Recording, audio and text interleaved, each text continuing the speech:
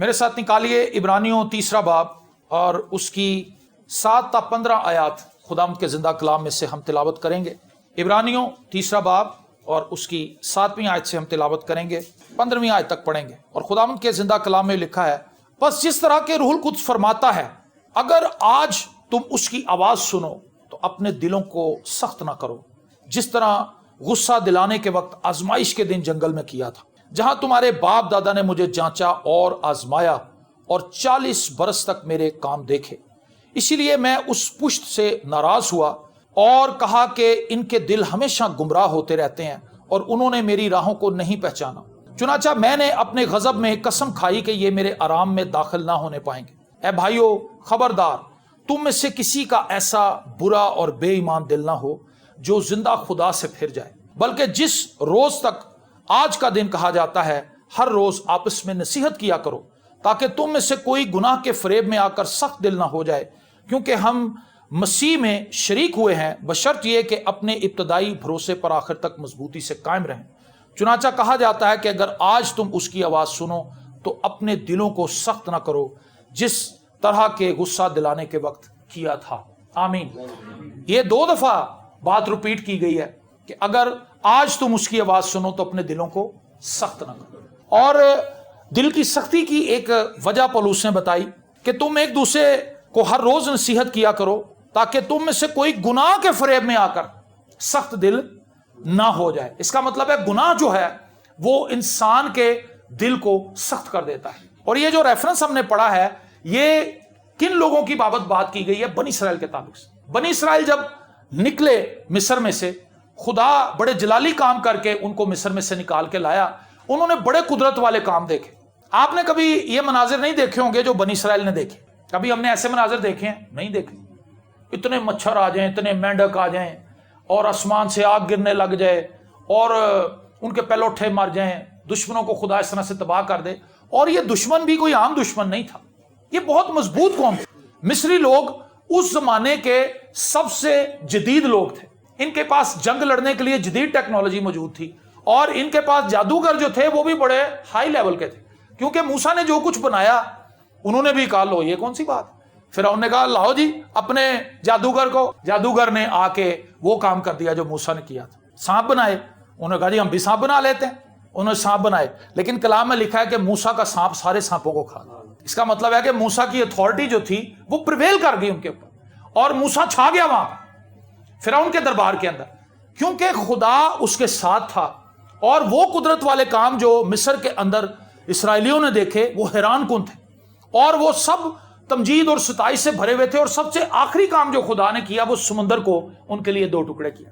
کل رات جب میں دعا کر رہا تھا تو میرے ذہن میں خیال آ رہا تھا کہ سمندر میں سے جو تودے کی طرح کھڑا تھا گزرنا آسان بات ہے، بڑا مشکل ہے، ڈر رہے ہوں گے وہ۔ موسیٰ کہے گا آؤ یار، اور نہیں بھاجی تسی جاؤ پہلے، کیونکہ پانی کھڑا تھا۔ انہوں نے اپنی آنکھوں کے سامنے پانی کو چڑھتے ہوئے دیکھا تھا، سمندر کو 2 ٹکڑے ہوتے ہوئے دیکھا تھا، راستہ صاف ہوتے ہوئے دیکھا تھا۔ اب وہ ڈر رہے تھے کہ یہ نہ ہو کہ کہیں ہم سارے اندر جائیں اور پانی ہمارے اوپر آ جائے، وہ خوفزدہ تھے۔ جب خدا میرے لیے اور آپ کے لیے راستہ نکالتا نا تو ہم قدم نہیں اٹھا پاتے، ہم ڈر جاتے ہیں، ہم پریشان ہو جاتے ہیں، ہم گھبرا جاتے ہیں، ہم ایمان کا قدم نہیں اٹھا پاتے۔ موسیٰ 1 قدم گیا، 2 قدم گیا، 3 قدم گیا، کافی آگے چلا گیا۔ اس نے کہا بھائی کچھ نہیں ہو رہا، جب تک ہم گزر نہیں جائیں گے خدا پانی کو نیچے نہیں آنے دے گا۔ اور موسیٰ گزرتا گیا، ایک شخص نے ایمان بڑھایا، ہارون بڑا ہوگا آگے اس کا بھائی، تیسرا، چوتھا، 5واں، 6واں، پھر وہ قافلہ جو تھا 20 لاکھ لوگوں کا، 20 لاکھ لوگوں کا نکلنا سمندر میں سے کوئی تھوڑا ٹائم نہیں تھا، اس میں بہت وقت لگا ہو۔ اور اس میں بہت سے ایسے لوگ بھی تھے جو بوڑھے تھے، بہت سے شیرخوار بچے بھی ان کے ساتھ تھے، حاملہ عورتیں بھی ان کے ساتھ تھیں، بوڑھی عورتیں بھی ان کے ساتھ تھیں جو چلنے سے قاصر تھیں، اور ان کو بیل گاڑیوں پر جس طرح بھی ان کے پاس سامان تھا اس کو لے کر وہ اس میں سے گزرے، اور ایک لمبا وقت لگ گیا۔ میں آپ سے یہ بات کہنا چاہتا ہوں، جب خدا میرے لیے اور آپ کے لیے کوئی راستہ کھولے تو بے ایمانی کا مظاہرہ نہ کریں، اپنے دل کو سخت نہ کریں۔ آپ خدا کے جلال میں آگے اسی وقت بڑھیں گے جب آپ ایمان کا قدم اٹھائیں گے، اور جب آپ ایمان کا قدم اٹھانے کے لیے تیار نہیں ہیں تو آپ پانی پہ نہیں چل سکتے۔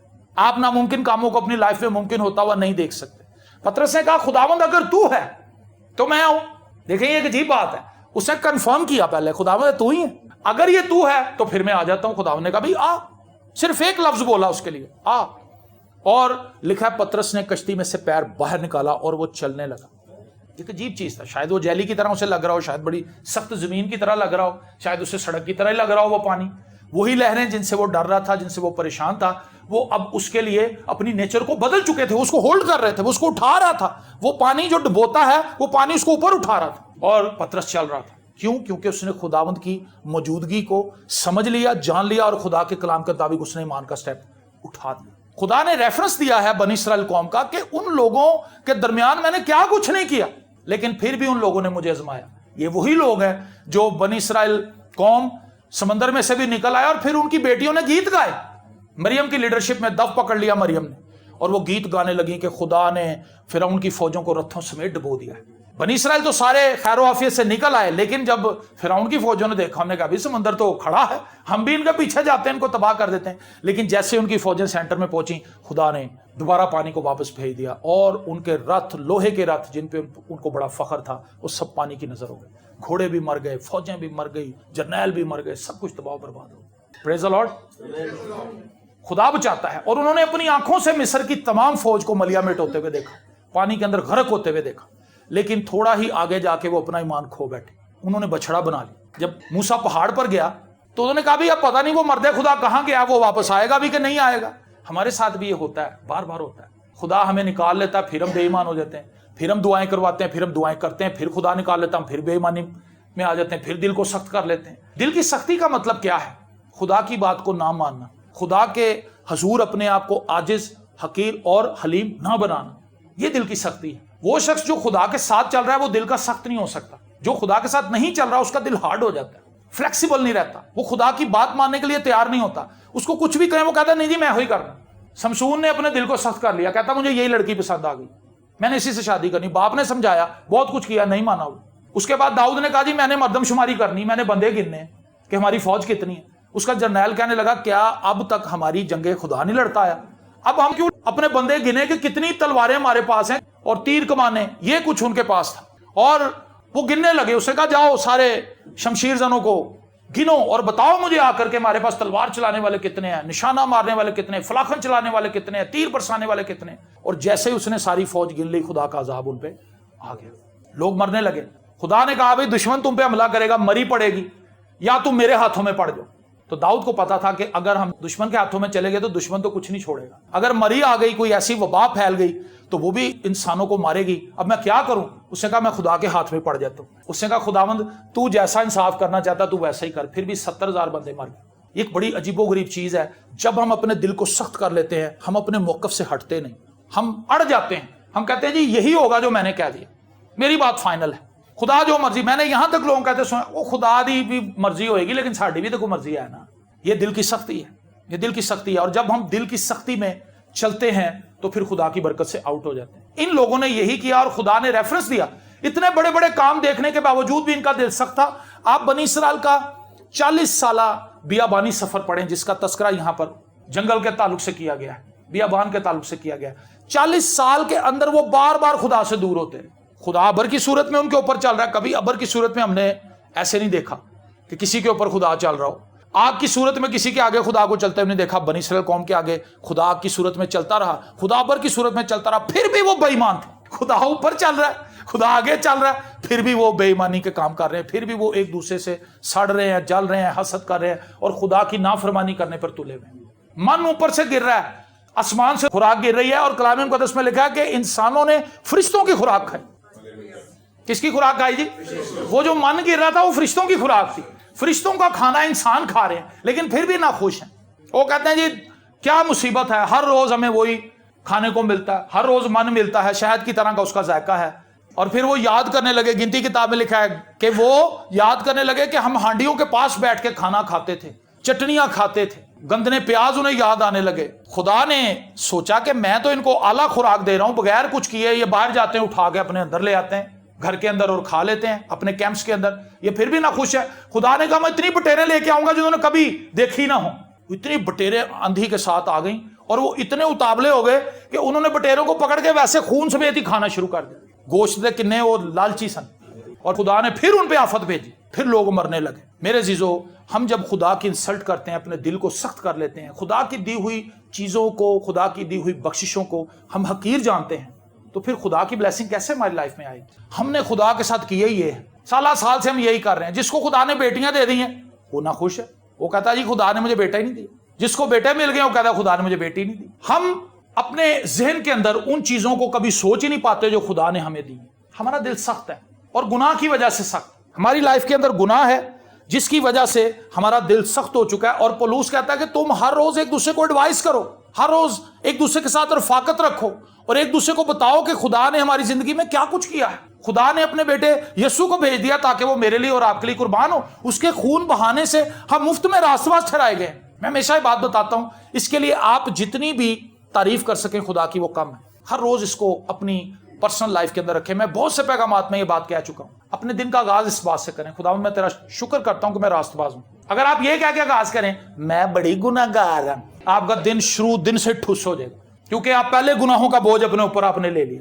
میرے سارے گناہ یسوع نے اٹھا لیے ہیں۔ یہ بالکل ایک الگ سوچ ہے، یہ فریش مائنڈ کے ساتھ آپ اٹھے، آپ ایک آزاد سوچ کے ساتھ اٹھے ہیں، اور آپ اس چیز کے لیے شکر گزار ہوں گے کہ خداوند جب تو نے میرے گناہ اٹھائے تو میرے ساتھ ہی ہے، تو نے اس لیے میرے گناہوں سے مجھے رہائی بخشی ہے، میرے گناہ میری زندگی سے اس لیے دور کیے ہیں تاکہ میں تیرے ساتھ رہوں، تاکہ میں تیری رفاقت میں رہوں، تاکہ میں تیری فیملی کا فرد بنوں۔ ہماری فیملی کے جتنے بھی افراد ہیں ہم ان کا خیال رکھتے ہیں، کپڑے ان کے دھوتے ہیں، مائیں جو ہیں اپنے بچوں کے کپڑے دھوتی ہیں، ان کے کھانے کا انتظام کرتی ہیں، ان کے آرام کا انتظام کرتی ہیں، رضائیاں سردی آنے سے پہلے ہی دھو کے سیٹ کر لیتی ہیں تاکہ جو اگر کہیں سے روئی خراب بھی ہوئی ہے تو ٹھیک ہو جائے، کمبل دھو لیتی ہیں، سب کچھ سیٹ کر لیتی ہیں تاکہ وقت گزرنے کے ساتھ ساتھ جن جن چیزوں کی ہمیں ضرورت پڑے ہم ان کو استعمال کر سکیں۔ کیا خدا کو نہیں پتا کہ ہماری کیا ضرورتیں ہیں؟ خدا کو تو پتا ہے، لیکن ہمارے دل سخت ہیں، ہم اپنی اڑبازی میں چل رہے ہیں، اسی لیے خدا سے برکت کو حاصل نہیں کر پا۔ کیا ہم اپنے دل کی سختی کو خود دور کر سکتے ہیں؟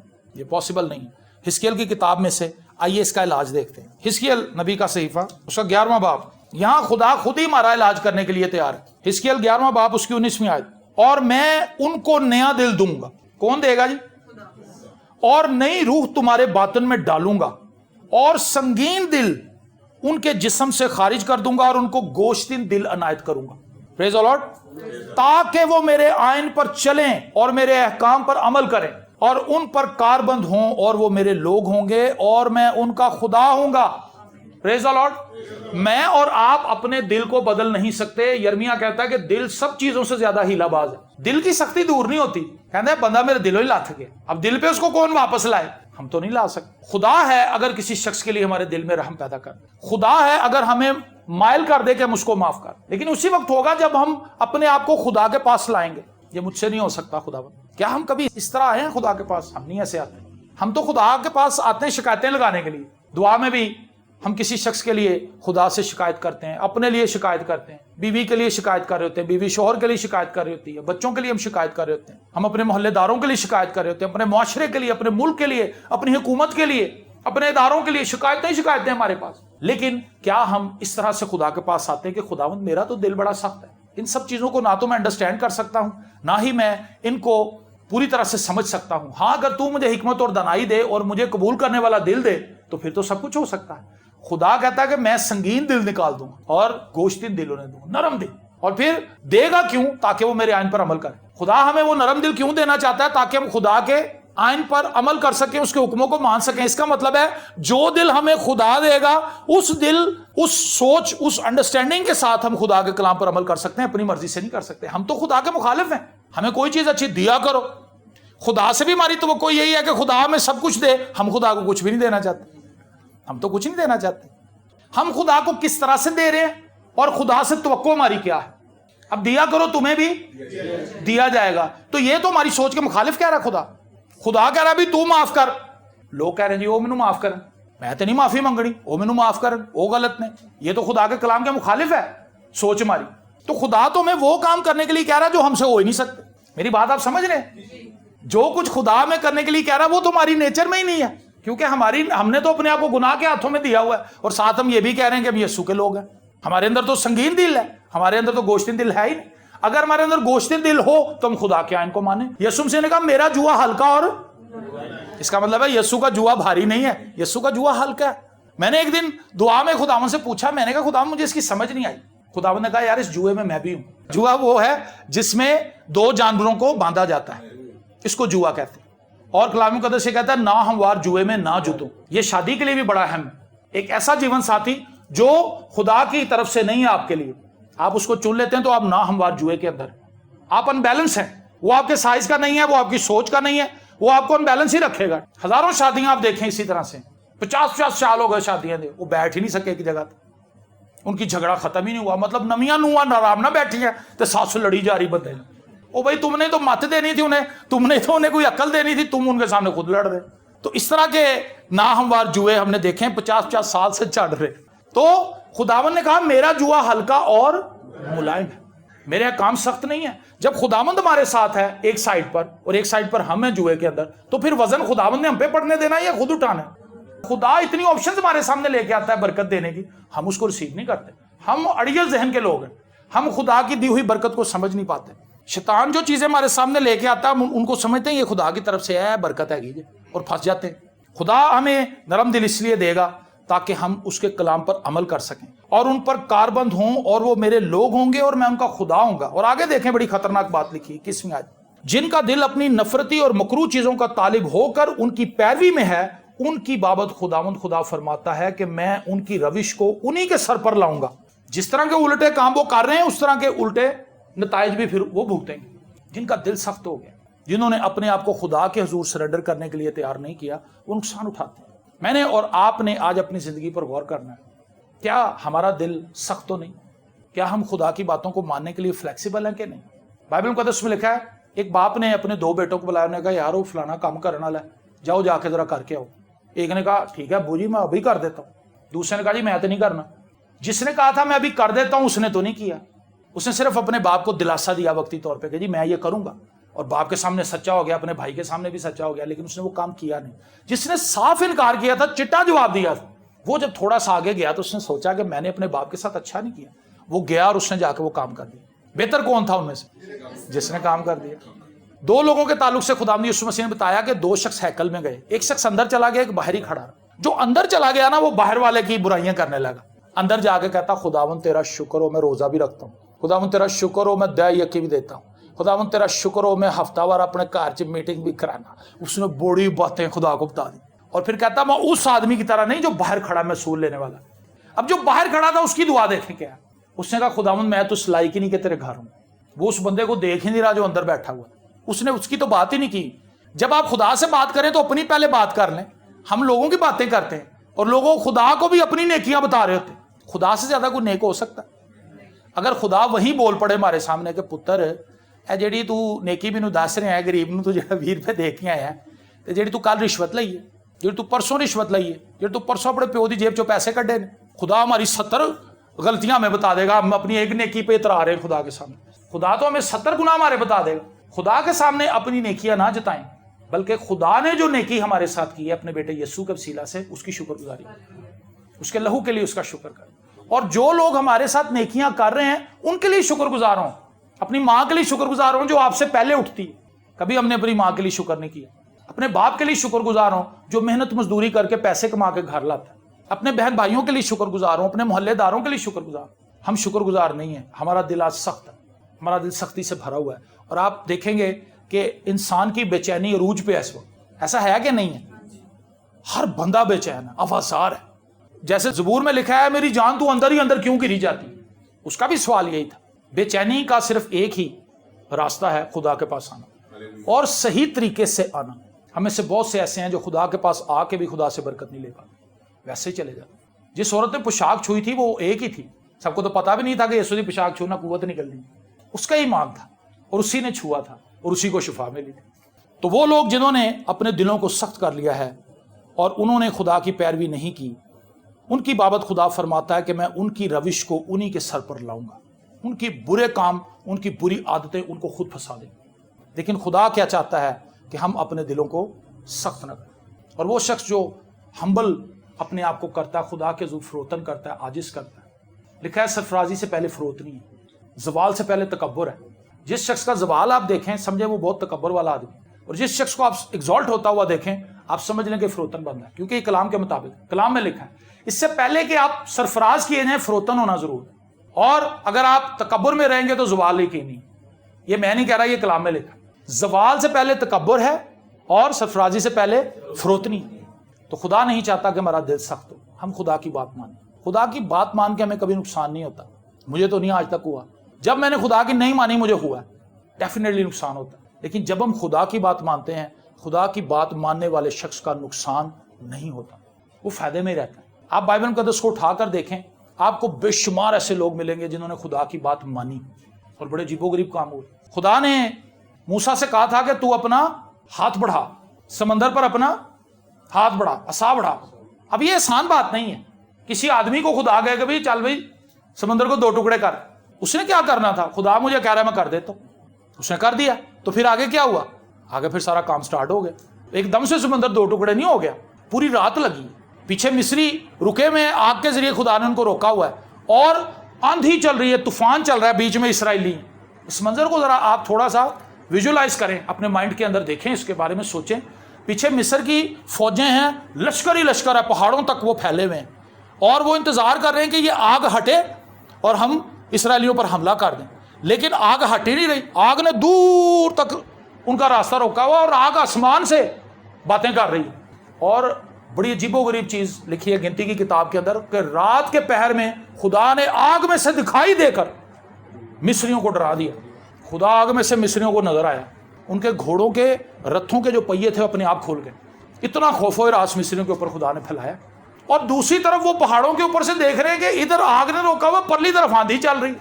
موسیٰ نے کہا بھی تسی بیٹھو آرام نال, تسی اپنا ڈنر کرو. وہ بہ کے روٹی کھا رہے ہیں, پیچھے اگ لگی, اگے نیری چل رہی. وہ یہ عجیب منظر.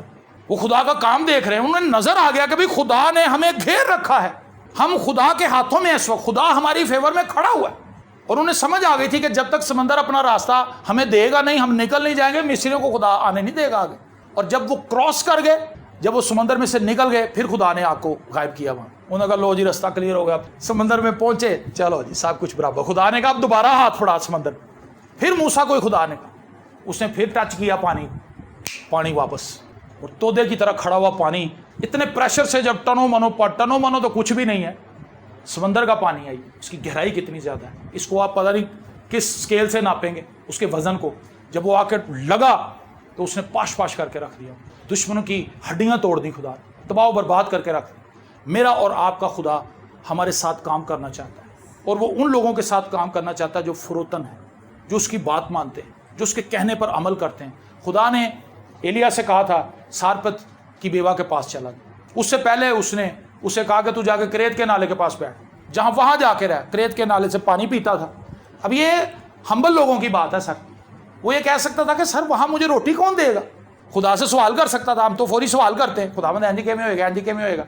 مریم سے اس نے کہا میں تو کسی مرد کو نہیں جانتی. اس نے کہا حق تعالیٰ کی قدرت تجھ پر سایہ ڈالے گا, اس سبب سے وہ مولود مقدس خدا تعالیٰ کا بیٹا کہلائے گا. اس نے کہا میرے لیے تیرے کال کے موافق ہو. جھک گئی, ہمبل ہو گئی, اس کو برکت مل گئی. ایلیا بھی جا کے بیٹھ گیا, کوا گوشت لے کے آ کے اس نے گوشت رکھا. 2 ٹائم اس کو گوشت دے کے جاتا تھا. جب ملک میں کال پڑا ہوا ہے, خدا ایلیا کو کھلا رہا ہے, کیونکہ اس نے خدا کی بات مانی تھی. اگر وہ اڑ جاتا تو پھر وہ پیچھے کہیں ڈھونڈ رہا تھا روٹی. نہ اس کو لکڑیاں ڈھونڈنے کی ضرورت ہے, نہ اس کو کسی راشن ڈپو کے پاس جانے کی ضرورت ہے, بس اس کو انتظار کرنا ہے, خدا کی شکر گزاری کرنی ہے. خدا کی بات مان لی. آپ بائبل مقدس کو پڑھیں, آپ انجوائے کریں گے ایسے لوگوں کو دیکھ کے جنہوں نے خدا کی بات مانی. اور ایسے لوگوں کا تذکرہ بھی بہت زیادہ ہے جنہوں نے نہیں مانی, انہوں نے اپنی تباہی پھیر لی. تو ہم ان لوگوں میں شامل نہ ہوں جو اپنی تباہی پھیرنے والے ہیں, بلکہ ہم ان لوگوں میں شامل ہوں جو خدا سے برکت لینے والے. ہم اپنے دلوں کو سخت نہ کریں, ہم خدا کی بات کو مانیں. اور پہلی بات یہ کہ خدا یہ چاہتا ہے کہ ہم اس کے بیٹے یسوع کے خون سے دھل جائیں, ہم توبہ کریں. یسوع مسیح نے اپنی منادی کا آغاز یہاں سے کیا تھا, بس توبہ کرو کیونکہ آسمان کی بادشاہی نزدیک آ گئی. ہم توبہ ہی نہیں کرتے. اسی اپنے کاجی میٹنگ کرا لینا, اسی پادری صاحب کا وزٹ کرا لینا, ہم توبہ نہیں کرتے. توبہ کرنے سے فائدہ ہوگا یا وزٹ سے پادری کے فائدہ ہوگا؟ پادری کے وزٹ سے فائدہ نہیں ہوتا. پادری کے وزٹ سے اس وقت فائدہ ہوتا ہے جب آپ نے توبہ کر لی ہو, یا جو پادری کہہ رہا ہے وہ سن لیں. پادری نے بھی آگے یہی کہنا ہے توبہ کرو اور خدا کے ساتھ چلو. جب ہم خدا کے ساتھ چل ہی نہیں رہے, اگر ہمارا خدا سے تعلق ہی کوئی نہیں, تو پھر ہم دنیا دار لوگ, ہمیں یہ ساری چیزیں روٹی پانی ملتا رہے گا, لیکن اینڈ کیا ہے؟ اینڈ تو کچھ بھی نہیں. دیکھا وہ اپنا سورج نیکوں بدوں دونوں پر چمکا. روٹی تو سب کو دینی, اس نے جو پیدا ہو گیا اس نے روٹی تو کھانی ہے. آکسیجن تو اس نے پھانکنا ہے, وہ تو اس نے کھینچنا ہی اپنے اندر, اس کو مل بھی جانا ہے. فضا کے اندر آکسیجن گناہ گاروں کے لیے بھی ہے, لیکن اینڈ پہ انہوں نے مرنا ہے. لیکن جو خدا کے لوگ ہیں وہ خدا کی بادشاہی میں داخل ہو گئے. آمین.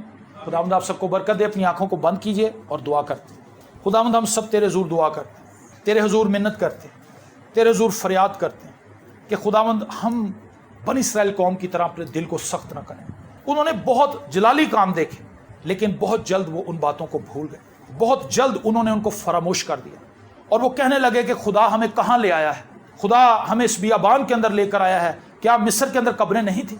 वो अफसोस करने लगे, वो उस सारी मजदूरी और मुशक्क़त को अच्छा कहने लगे जब वो रोते थे, चिल्लाते थे कि खुदा मैं यहाँ से निकाले। और खुदा ने कहा मैंने अपने लोगों का रोना और चिल्लाना सुना है ताकि मैं उन्हें छुड़ाऊँ, मैं इसीलिए उतरा हूँ। लेकिन थोड़ी देर के बाद ही वो भूल गए अपनी उस मुशक्क़त को जो मिस्र में वो उठाते थे। हम भी ऐसे ही खुदा, हम भी भूल जाते हैं कि खुदा हमें कहाँ से निकाल कर लाया। आज खुदावंद हमें तौफीक दे कि हम उन कामों को भूल ना जाएं, उन्हें याद रखें और अपनी ज़िंदगी के आइंदा आने वाले जो पड़ाव हैं, जो मुश्किलात हैं, प्रॉब्लम्स हैं, उनके लिए दुआ करें कि खुदावंद जब तू माजी में मुझे निकाल लाया तो तू अब भी मुझे नहीं छोड़े, तू अब भी मुझे निकाल ले। खुदावंद इन सब बातों के लिए जो हमने रिवाइज की, हमने दोबारा इन पर गौर किया, नए अंदाज में खुदावंद ये बातें हमारे सामने आई, हम दुआ करते हैं कि हम इन्हें भूल ना जाएं, हम इन्हें याद रखें ताकि बवक्त ज़रूरत ये ईमान बख्शने वाला कलाम हमें तक़वियत देता रहे, हमें मजबूत करता रहे और हम आगे बढ़ते रहें। यीशु के नाम में आमीन।